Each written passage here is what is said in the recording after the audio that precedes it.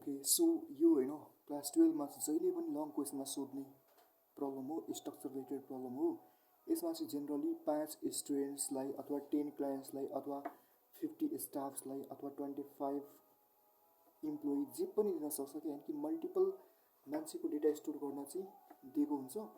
अनि using area of structure है, area of स्ट्रक्चरको use गरेर स्ट्रक्चरको युज गरेर होइन, अथवा इनकेस एरिया अफ स्ट्रक्चर नदिए पनि क्वेसनमा होइन तपाईँले आफै बुझ्नुपर्ने हुन्छ कि मैले मल्टिपल क्लाइन्ट्स अथवा मल्टिपल पर्सनको चाहिँ डेटा स्टोर गर्न स्ट्रक्चर युज गर्नुपर्ने हुन्छ। म दुईवटा प्रब्लमको सल्भ एकैचोटि गर्न चाहँदैछु।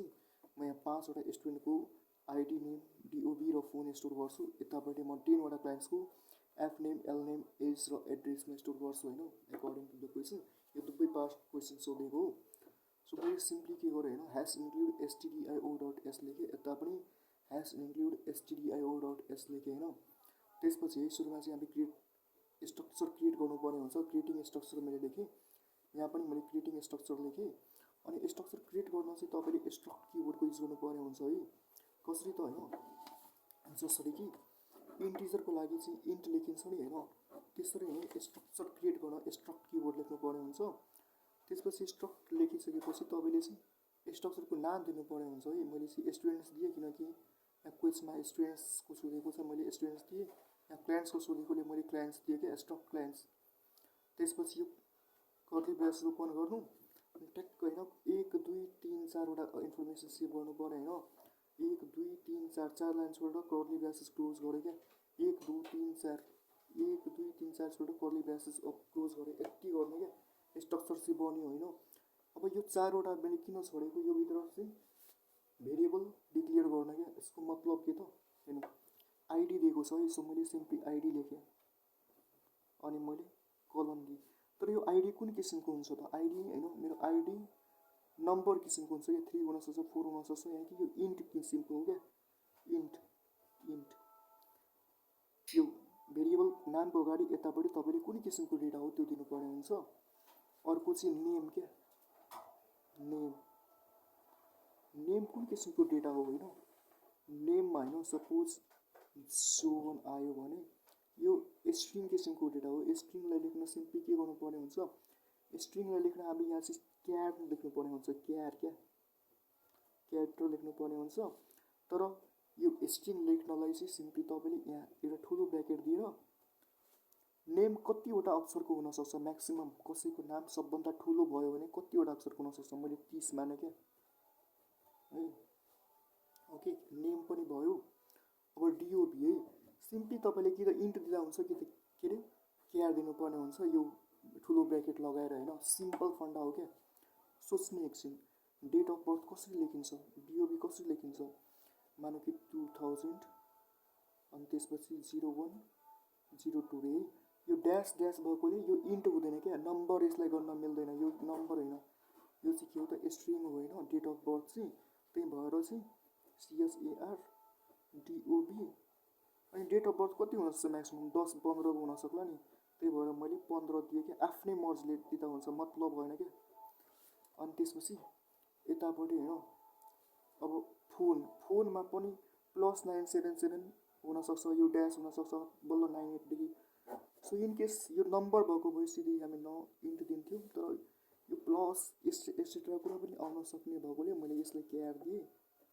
यति कसले इन्ट दियो भने पनि खासै प्रब्लम हुन्न होला जस्तो लाग्छ है, डेफिनेटली हुन्न होला। तर यो खासमा फोन नम्बरलाई क्यार नै लेख्ने हो, क्यार PHONE फोन।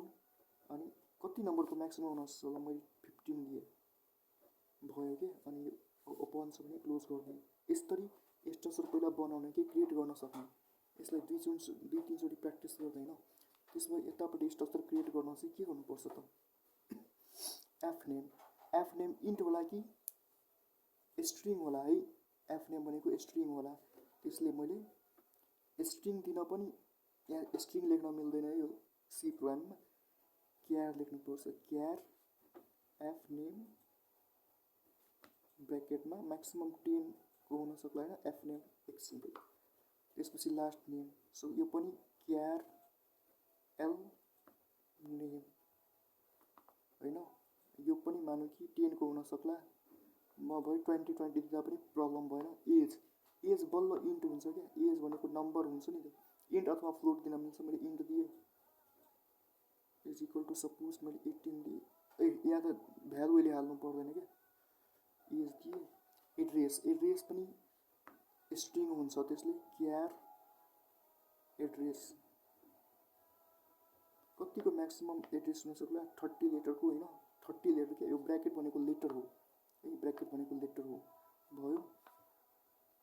अनि मैले क्लोज गरिदिएँ क्या। तपाईँले स्ट्रक्चर क्रिएट गर्न चाहिँ पहिला सिक्नुभयो, मजाले सिक्नुभयो होइन। त्यसपछि हामी के गर्छौँ त है, मेन फङ्सन दिन्छौँ क्या। अब मेन फङ्सन त होइन, स्ट्रक्चर माथि क्रिएट भयो, तल आएर इन्ट मेन फङ्सन दिन्छु, स्टार्ट भयो, यहाँ पनि क्लोज भयो। लाइन दिनु पर्दैन, मैले त्यतिकै बुझाउनको लागि दिएको। इन्ट मेन स्मल ब्र्याकेट भयो, क्लोज भयो क्या। हेर्नु मेनभन्दा माथि तपाईँले स्ट्रक्चर क्रिएट गर्नुभएको होइन। अब चाहिँ हामीले स्ट्रक्चर भेरिएबल एउटा क्रिएट गर्नुपर्ने हुन्छ क्या है। एउटा स्ट्रक्चरबाट मल्टिपल स्ट्रक्चर भेरिएबल क्रिएट गर्न सकिन्छ, तर म अहिले एउटा जस्ट गर्न चाहे। कसरी त है, यहाँ स्ट्रक्ट स्टुडेन्ट लेख्नु भएको छ नि, त्यो चाहिँ सेम टु सेम लेख्दिनु कि। यहाँ चाहिँ स्ट्रक्ट स्टुडेन्ट, यही स्टुडेन्ट्स छ भने एस छ भने यहाँ पनि यस, ओके। अनि यहाँ तपाईँले स्ट्रक्ट क्लाइन्ट्स लेख्नु भएको छ भने यहाँ पनि स्ट्रक्ट क्लाइन्ट्स लेख्ने क्या है। अब तपाईँले एउटा क्या सिम्पल एउटा एक्स्ट्रा कुरा लेख्नुपर्ने हुन्छ। यो चाहिँ स्ट्रक्चरको भेरिएबल हो, मैले यस लेखेँ, यतापट्टि मैले एक्स्ट्रा कुरा भनेको सी लेखेँ, ओके। अब कतिजनाको लागि यो भेरिएबल स्टोर गर्ने हो त, यो एस भेरिएबलले, स्ट्रक्चर भेरिएबलले कतिजनाको लागि डेटा स्टोर गर्ने त रे, यहाँ चाहिँ 5 जनाको लागि, त्यसले मैले यहाँ ब्र्याकेटमा 5 दिएँ। यसले कतिजनाको लागि, 10 जनाको लागि है, 10 जनाको लागि होइन, 10 जनाको लागि, त्यसले यहाँ चाहिँ 10 दिएँ।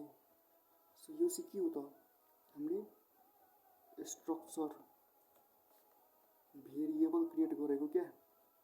यहाँ पनि हामी के गरेको त, स्ट्रक्चर भेरिएबल क्रिएट गरेको। अब हेर्नु, रकमा एउटा कुरा देखाउँछु तपाईँले चाहिँ। अब मानौँ कि नेमको भ्यालु हाल्नु पर्यो भने तपाईँले कसरी गर्नुहुन्छ त है। सो तपाईँले मानौँ कि नेममा चाहिँ जोन हाल्नु पर्यो भने अब के गर्नु पर्ने, अब थोरै कम्प्लेक्स हुन्छ है। अब चाहिँ के हुन्छ त, सिम्पली तपाईँले के गर्नुहुन्छ, यस5 छ नि भेरिएबल क्रिएट गर्नुभएको नि, यस5 dot name is equal to तपाईँले जोन लेख्नुहुन्छ क्या। मतलब कुरा के भन्न खोजेको, स्ट्रक्चर भेरिएबलको काम के हुन्छ, यो पछि डट लगाएर अनि बल्ल यो नेम क्या डिओ युज गरिन्छ है। जस्तै कि यस5 र फोनको युज गर्ने क्या। सो त्यसको माने कि त तपाईँले यता देखेको छैन हो, मैले देखाउन के खोजेको थिएँ होइन। ओके, मैले के देखाउन खोजेको थिएँ, मानौँ कि मलाई नेममा एउटा भ्यालु हाल्नु छ भने म के गर्छु, मैले जुन यो भेरिएबल बनाएको हुन्छ नि, भेरिएबल क्या स्ट्रक्चर भेरिएबल, त्यसको युज गरेर s5 dot name, s5 dot DOP, s5 dot phone, मतलब यो भेरिएबलहरूलाई एक्सेस गर्न चाहिँ यो स्ट्रक्चर भेरिएबल चाहिँदो रहेछ कि। So s5 dot name is equal to John, s5 dot phone is equal to phone number दिने। मतलब यो डटले के गर्छ त, यसको स्ट्रक्चरको मेम्बरहरूलाई एक्सेस गर्न काम गर्दो रहेछ है। यो जति पनि थियो नि यो मेम्बर, त्यसलाई चाहिँ एक्सेस गर्न यसको काम चाहिँ हामी युज गर्नेछौँ भन्ने कुरा अहिले नै मैले क्लियर गरिदिएँ। यसपछि तपाईँले डट लेखेर अनि यो देख्नुभयो भने तपाईँ चाहिँ अचम्मित नहुनु होला होइन। ओके, अब क्वेसनमा के दिएको छ त, पहिला चाहिँ स्टोर गर्नुपर्ने है, अनि त्यसपछि बल्ल डिस्प्ले गर्नुपर्ने। स्टोर गर्नलाई हामी के युज गर्छौँ त,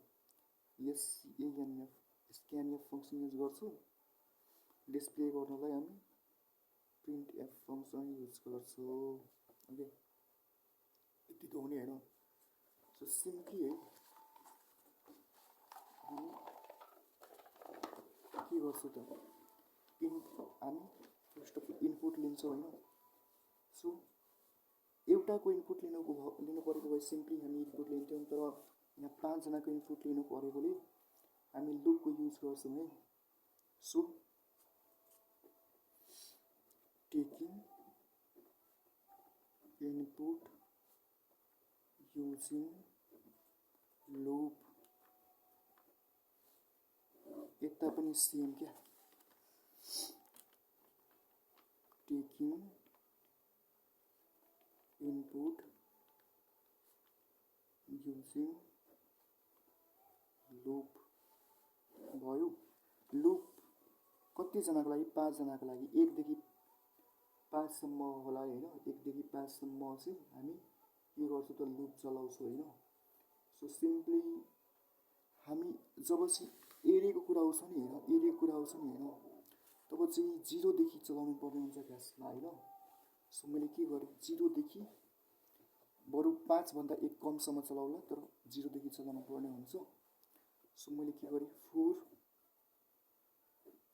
इन्ट आई इक्वल टु 0 देखि स्टार्ट गरेँ। म 5 भन्दा 1 कमसम्म, 5 लेस देन 5 सम्म लुप चलाउँछु। 0 1 2 3 4 है। अहिले म बढाउँदै जान्छु होइन। ओके, अब मैले के गर्नु पर्ने त, डेटा लिनु पर्ने क्या। सो सिम्पली डेटा है, नर्मल केसमा जब हामी सिम्पल प्रोग्रामहरू रन गर्छौँ सिम्पली के गर्छौँ, माने कि एज युजरबाट लिनु पऱ्यो भने हामी सिम्पली के गर्छौँ होइन, पहिला चाहिँ printf enter your age भनेर हामी भन्छौँ, जसले गर्दा यो कम्प्युटर स्क्रिनमा के गर्छ त होइन, जसले गर्दा यो कम्प्युटर स्क्रिनमा चाहिँ यो printf enter your age भनेर चाहिँ प्रिन्ट हुन्छ क्या। इन्टर योर एज भनेर प्रिन्ट हुन्छ। यो देखेर युजरले के गर्छ ल, 18 हाल्यो क्या, 18 राख्यो भने अब यो स्क्रिनमा भएको, यो स्क्रिनमा पो हो त होइन, स्क्रिनमा ओके, स्क्रिनमा भएको कुरालाई चाहिँ मेमोरीमा राख्नु पर्यो क्या, मेमोरीमा राख्नु पर्यो होइन। त्यसको लागि के गर्नुपर्छ है, 18लाई मेमोरीमा लग्न चाहिँ स्क्यान एफ युज गर्नुपर्ने हुन्छ, स्क्यान एफ। अनि यो एज कुन किसिमको थियो, इन्ट किसिमको होइन। ओके, अब स्क्यान एफ गरेर चाहिँ के गर्ने त, कमा पछाडि होइन, हेर्नु स्क्यान एफ गर्दा क्या कमा पछाडि सिधै एज लेख्न मिल्दैन, एज लेख्न मिल्दैन। एजको अगाडि एड्रेस, स्क्यान एफ गर्दा मेमोरी एड्रेस दिनुपर्ने हुन्छ, त्यसले एन्ड यो यसलाई एम्परसेन्ट पनि भनिन्छ, एन्ड पनि भनिन्छ, एन्ड एज दिन्छ। यता त होइन, इन्टको लागि सिम्पली पर्सेन्ट दिँदा हुन्छ होइन। सो हामी के गर्छौँ, स्क्यान गर्दा है, यानि कि टेकिङ इनपुट गर्दा सुरुमा चाहिँ हामी प्रिन्ट इन्टर योर एज, यो प्रिन्ट अनि त्यसपछि स्क्यान गर्दै जान्छौँ, प्रिन्ट र स्क्यान, प्रिन्ट या स्क्यान है, यसरी हामी गर्दै जान्छौँ। सर्टकटको लागि हामी प्रिन्ट एज अनि त्यसपछि स्क्यान गर्दै जान्छौँ, प्रिन्ट नेम अनि त्यसपछि स्क्यान गर्दै जान्छौँ है। सो नझुक्किनु होला, सिम्पली स्क्रिनमा प्रिन्ट गराउने हो। अनि युजरले नेमको भ्यालु दिन्छ सपोज निर्मल, अनि यसलाई स्क्यान गरेर स्क्यान एफ युज गरेर मेमोरीमा हाल्ने हो। ओके, अब गरौँ है। सो मैले लुप 0 देखि 5 लेस देनसम्म चलाएँ है, 0 देखि 4 सम्म चलाएँ खासमा होइन। अनि त्यसपछि मैले के लेखिदिएँ, सुरुमा चाहिँ printf enter details of student भनेर चाहिँ मैले ल अब चाहिँ स्टुडेन्टको इन्फर्मेसन एड गरौँ है भनेर चाहिँ मैले सिम्पली एकचोटि लेखिदिएँ। त्यसपछि म यहाँ चाहिँ मलाई के कुरा चाहिँ गराउनु पर्ने थियो, आइडी, नेम, डिओबी र फोन है, के त आइडी, नेम, डिओबी, फोन। ल अब सिम्पली के गर्ने त, सुरुमा चाहिँ मैले के भनेको थिएँ, यता चाहिँ के भनेको थिएँ, प्रिन्ट गर्ने स्क्यान गर्ने प्रिन्ट गर्ने स्क्यान गर्ने सो प्रिन्ट आइडी प्रिन्ट गर्ने तल स्क्यान गर्ने तल के गर्नु त स्क्यान गर्ने स्क्यान एफ आइडी भनेको कस्तो टाइपको हो इन्ट टाइपको होइन सो स्क्यान एफ गर्दा चाहिँ आइडीलाई स्क्यान एफ गर्दा यो आइडीलाई चाहिँ पहिला यो स्क्यान गर्दा चाहिँ एन्डको साइन क्या एन्ड आइडी अनि यतापट्टि पर्सेन्ट डी इन्टको लागि पर्सेन्ट डी नेम डिओपी र तिनटै के किसिमको हो यो स्ट्रिङ किसिमको हो यसको लागि पर्सेन्ट यस लेखिन्छ है यसको लागि पर्सेन्ट यस लेखिन्छ क्या है यहाँ क्यार क्यार क्यार भए पनि क्यार र यो जब ठुलो ब्राकेट हुन्छ नि यसलाई स्ट्रिङ भनेर गरिन्छ यसको लागि पर्सेन्ट यस लेखिन्छ होइन सो फेरि प्रिन्ट नेम है अनि त्यसपछि स्क्यान एफ अनि नेमलाई कमा पछाडि दिने नेम कमा पछाडि त्यो पनि एम्परसेन्ट लगाएर अनि यतापट्टि यो नेम भनेको स्ट्रिङ हो नि त्यसको लागि पर्सेन्ट यस